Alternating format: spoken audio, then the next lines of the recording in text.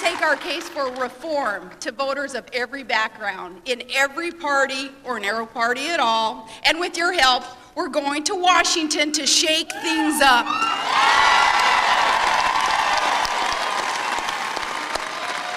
Now, John McCain is a guy who's been through a few tough fights before, and he has served America in good times and in bad.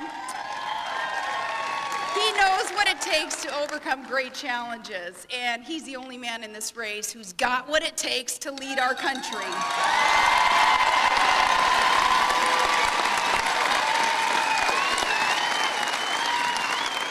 Remember, it was just about a year ago when the war in Iraq was looking really bad, and the consequences of failure would have been terrible. Defeat at the hands of Al-Qaeda in Iraq would have left millions to a violent fate and left our own nation much less secure. Some in Washington had said that all was lost in the war, that there was no hope for victory. And some said there was no hope for the candidate who had said he would rather lose an election than see his country lose a war.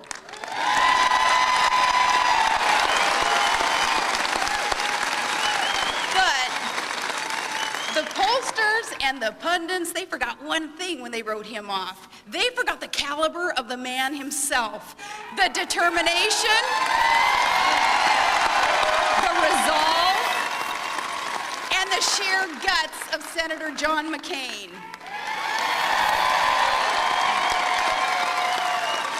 But you all knew better. The American people understand there's a time for politics and a time for leadership. There's a time to campaign, and there's a time to put our country first.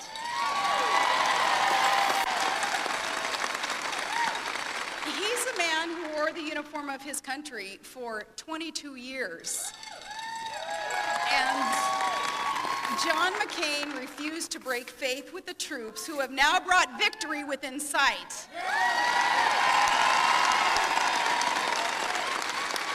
I'll tell you, as the mother of one of those troops, that is exactly the kind of man I want as Commander-in-Chief.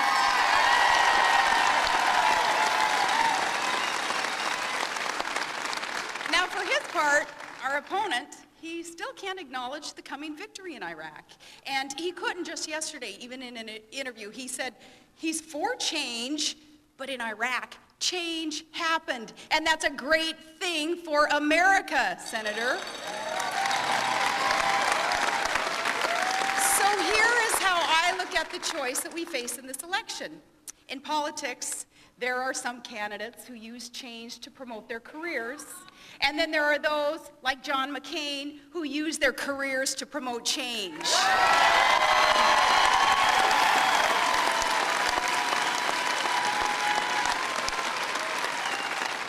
Americans, this is a moment when principles and political independence matter a lot more than just a party line. He doesn't run with the Washington herd. He's willing to shake things up in Washington, and that is only one more reason to send the maverick of the Senate to the White House.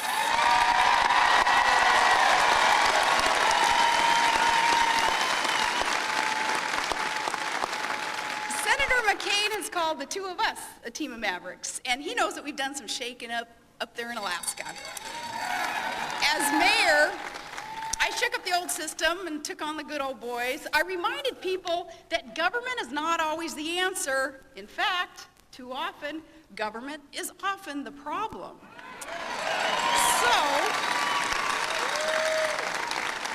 So we got back to the basics, and we put government back on the side of the people. I eliminated taxes on personal property. I eliminated taxes that were hurting small businesses. Property taxes were just too high, so I cut rates, mill levies every year that I was in office. And these reforms worked, and we took off. As governor, I brought the same agenda of positive change then to the state. We took on the old politics as usual in Juneau, and we broke the monopoly that had controlled our state, and that was the special interests and the lobbyists surrounding the big oil companies. We came to office promising major ethics reform to end the culture of closed doors, self-dealing. Today, that ethics reform is the law of the state.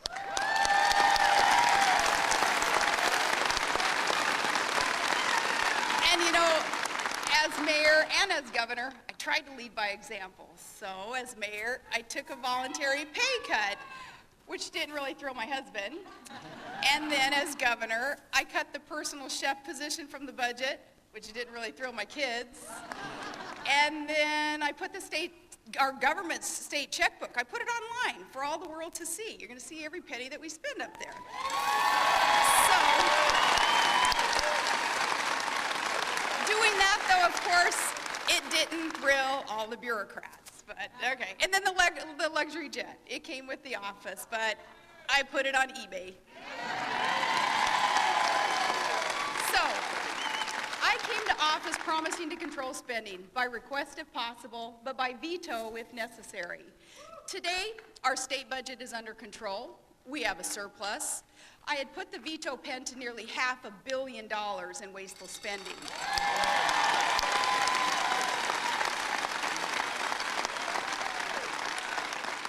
We suspended the state fuel tax. And now that we have a surplus, and I'm returning a chunk of that surplus straight back to the people because they can spend it better than government can spend it for them. We gave their money back to the hardworking Alaskans, and in these tough times, I'm ready to help John McCain bring tax relief to all Americans, to all of you.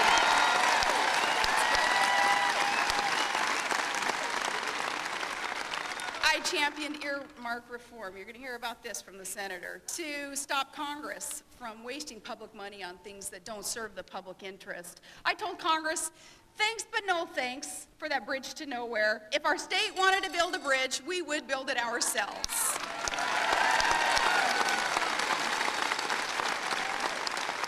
Just the other day, our opponent brought up earmarks, and frankly, I was surprised that he would even raise the subject at all. I thought you wouldn't want to go there. In just 3 years, our opponent has requested nearly $1 billion in earmarks. That's about $1 million for every working day. So we've reformed the abuses of earmarks in our state, and I'm ready to help President John McCain end these corrupt practices once and for all.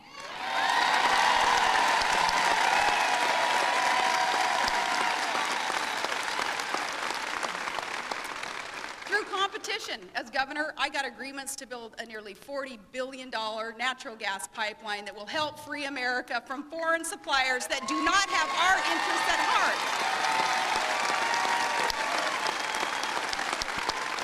And look forward in a McCain-Palin administration, we're going to expand nuclear energy, expand our use of alternative fuels, and drill now to make this nation energy independent.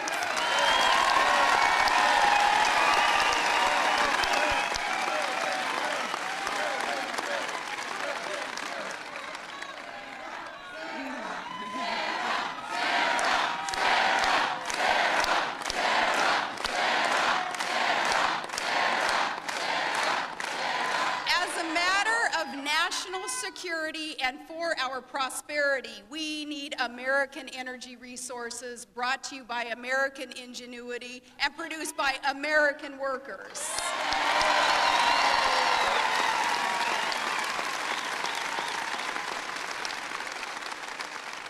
You know, Missouri, our opponents lately, they've been going on and on about how they always fight for you.